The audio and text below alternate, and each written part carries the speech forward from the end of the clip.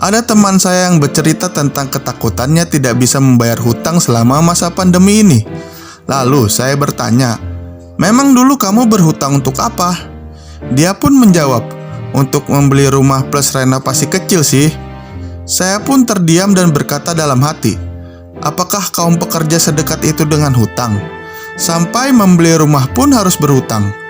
Namun di balik itu, ada fakta unik yang mungkin bisa membuat Anda tak menyangka begitu dekatnya buruh dengan hutang.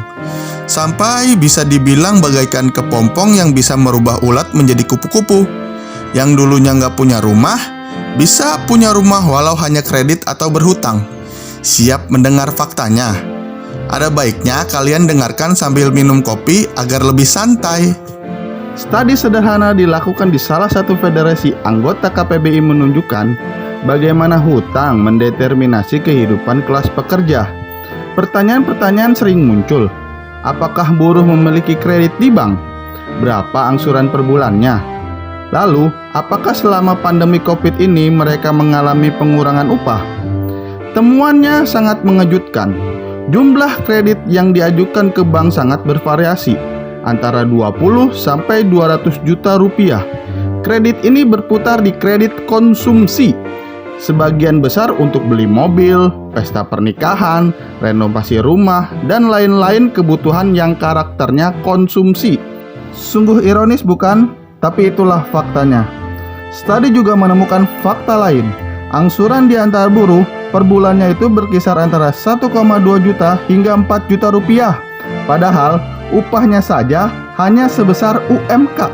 Meski terkadang bisa menembus 7 juta, bisa dibilang besar. Bisa terlihat iya, walau sebenarnya tidak. Upah 7 juta itu bisa mereka bawa pulang karena ada banyak pemasukan dari luar upah. Sebut saja upah lembur. Untuk menutupi defisit pengeluaran, mereka akan mengejar lembur, tak peduli berapa jam dan seberapa lelah. Yang penting ada uang tambahan agar angsuran per bulannya tertangani. Sekarang banyak perusahaan yang terpengaruh pandemi. Mereka mengurangi jam kerja, merumahkan pekerjanya atau work from home. Ini artinya kehilangan lembur tentu sudah pasti.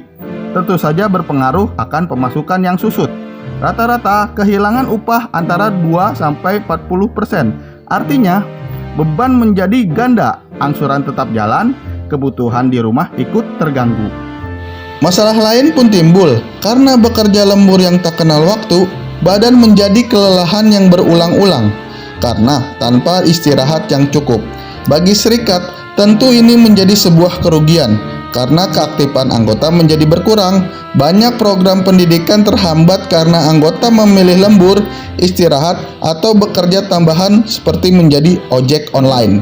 Dalam banyak kasus, banyak banget bahkan, serikat kehilangan aktivis-aktivisnya karena mereka terpaksa harus mengambil pensiun dini atau minta di PHK.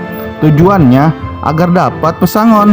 Lagi-lagi untuk apa? Ya untuk menutupi hutang. Ini adalah PR kita bersama, PR serikat buruh atau serikat pekerja di seluruh Indonesia demi menemukan solusi atas masalah ini. Tapi pertama-tama kita harus mengakui ini secara jujur bahwa ini adalah sebagai sebuah masalah yang serius.